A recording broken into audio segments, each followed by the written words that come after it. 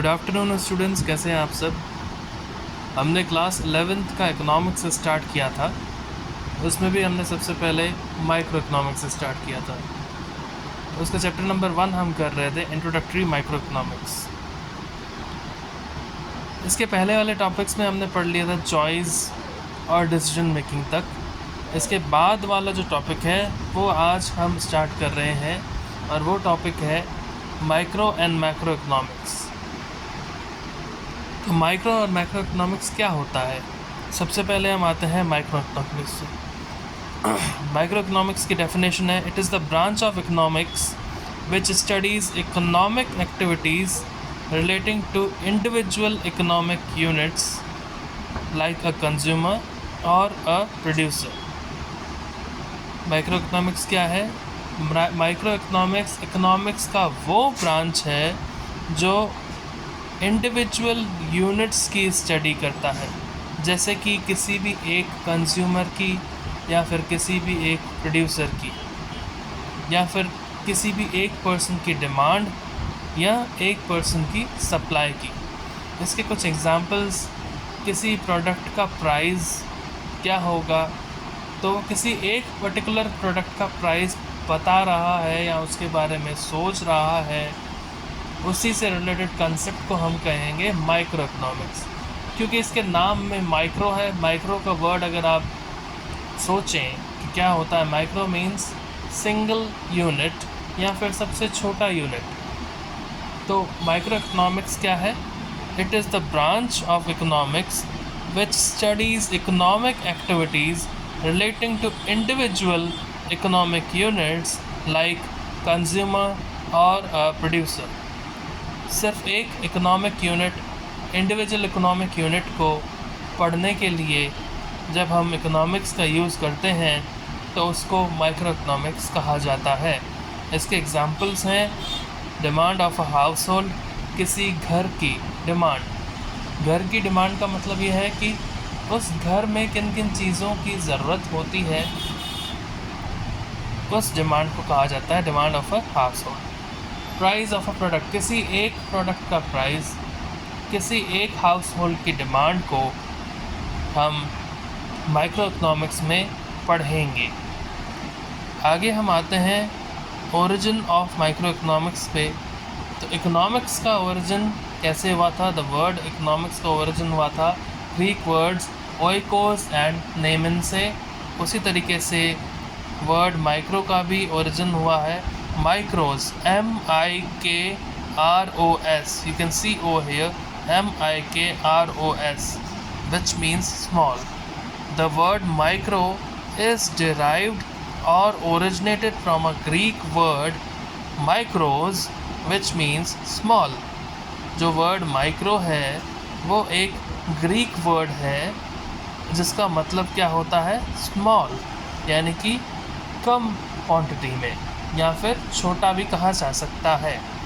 अब इसके कुछ एग्जांपल्स हैं, demand and supply, price determination, factor pricing are a few more examples of micro economics. Demand and supply, price determination, factor pricing, ये कुछ examples हैं micro economics के। ये जो एग्जांपल्स के नाम मैंने अभी यहाँ लिखे हैं, पहला है डिमांड एंड सप्लाई। तो डिमांड एंड सप्लाई का एक चैप्टर आएगा आपका आगे आने वाले टाइम में इसी माइक्रो इकोनॉमिक्स में, तब हम इसके बारे में पढ़ेंगे। प्राइस डिटर्मिनेशन और फैक्टर प्राइसिंग का भी चैप्टर आएगा, हम उसके बारे में भी उनमें डिटेल में पढ़ेंगे, उन चैप्टर्स में डिटेल में हम पढ़ेंगे। तब तक के लिए आप इन एग्जांपल्स को ध्यान रखें। अब जब हमने माइक्रो इकोनॉमिक्स और मैक्रो इकोनॉमिक्स दोनों लिखा है, तो माइक्रो तो अभी हमने पढ़ा, मैक्रो इकोनॉमिक्स क्या है। अब हम आते हैं मैक्रो इकोनॉमिक्स में। Macro economics, it is the branch of economics which studies economic activities relating to economy as a whole. Macro economics क्या है? ये एक ब्रांच है इकोनॉमिक्स का जो इकोनॉमिक एक्टिविटीज़ को पूरी इकनॉमी के एज अ होल, यानी कि पूरे नेशन वाइड चेक करती है। पूरी कंट्री या फिर पूरे वर्ल्ड की इकनॉमी को जब हम एक साथ पढ़ते हैं तब उसे मैक्रो इकोनॉमिक्स का नाम दिया जाता है। मैक्रो लेवल यानी कि बड़े लेवल पे। सिंपली जब कोई इकोनॉमिक एक्टिविटी बड़े लेवल पे उसका स्टडी किया जाए या उसका स्टैटिस्टिक्स लिया जाए तो उसे कहते हैं मैक्रो इकोनॉमिक्स। उस प्रोसेस को कहते हैं मैक्रो इकोनॉमिक्स। सिंपली अगर आपको ना समझ आए तो एक बार हम फिर से देख लेते हैं माइक्रो इकोनॉमिक्स को भी। Micro economics, it is the branch of economics which studies economic activities relating to individual economic units. और मैक्रो इकोनॉमिक्स उसी का ही opposite, it is the branch of economics which studies economic activities relating to economy as a whole. एक पूरी economy, एक पूरे देश की इकोनॉमी या फिर एक पूरे हाउस होल्ड की इकोनॉमी को लेकर जब हम स्टडी करते हैं तो उसे कहते हैं मैक्रो लेवल पे। किसी एक पर्सन के डिमांड को अगर हम चेक करेंगे तो उसे माइक्रो लेवल पे चेक किया जाएगा, और वह उसी को ही अगर हम एक पूरी कॉलोनी या फिर पूरे सिटी के, पूरे शहर के लोगों की डिमांड्स को लेकर एक एग्रीगेट डिमांड निकालेंगे तो उसे हम मैक्रो लेवल पे रिलेट करेंगे। फॉर एग्ज़ाम्पल इसके कुछ एग्जांपल्स हैं। Problems related to unemployment in the economy. अब अनएम्प्लॉयमेंट बहुत सारे कंट्रीज़ में रहता है, अनएम्प्लॉयमेंट बहुत सारे सिटीज़ में भी होता है। तो जब हम सिटीज़ का नाम ले रहे हैं, कंट्रीज़ का नाम ले रहे हैं, तो उसके बेसिस पे हम ये कह सकते हैं कि हम मैक्रो लेवल पे बात कर रहे हैं। ऐसे तो अनएम्प्लॉयमेंट पर्सनल लेवल पे भी होता है, काफ़ी लोग अनएम्प्लॉयमेंट होते हैं, but if you are considering only one individual then it is considered to be the study of micro level और माइक्रो इकोनॉमिक्स।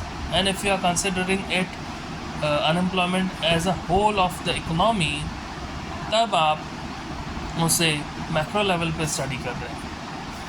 अब जिस तरीके से माइक्रो जो वर्ड था वो भी एक ग्रीक वर्ड था, उसी तरीके से मैक्रो जो एक वर्ड है वो भी Greek word macros, MAKROS, Greek word macros MAKROS, उससे ही डिराइव हुआ है, जिसका मतलब है लार्ज।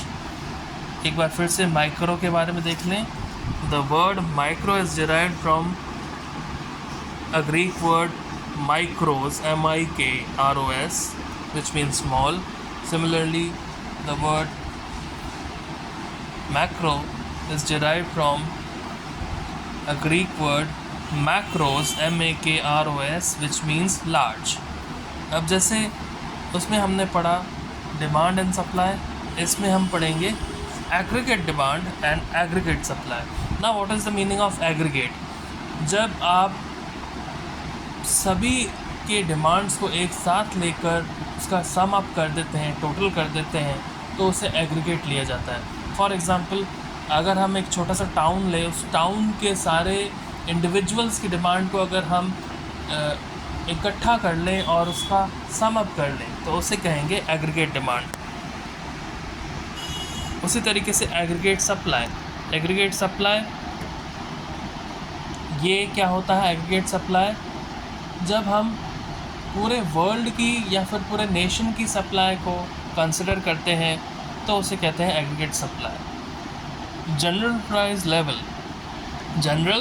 लेवल, जब किसी प्रोडक्ट का प्राइसिंग होता है तो उस पर बहुत सारे फैक्टर्स को हम ध्यान में रखते हुए करते हैं, तो जनरली उसका प्राइस लेवल जो डिसाइड किया जाता है उसे कहते हैं general price level. National income, नाम से ही पता चल रहा है, नेशनल इनकम किसी भी देश की इनकम। टोटल एम्प्लॉयमेंट, नाम से पता चल रहा है टोटल, यानी कि पूरे देश में कितना एम्प्लॉयमेंट है। ये कुछ एग्जांपल्स हैं मैक्रो इकोनॉमिक्स के। अब बात आती है इन सब टॉपिक्स को पढ़ने की, तो ये सारे टॉपिक्स आपके 12th क्लास में आप पढ़ेंगे जब आप मैक्रो इकोनॉमिक्स के बारे में पढ़ेंगे। अभी मैंने कुछ देर पहले आपको बताया इकोनॉमिक्स माइक्रो और मैक्रो दोनों होती हैं। 11th में आप माइक्रो पढ़ेंगे, 12th में आप मैक्रो पढ़ेंगे।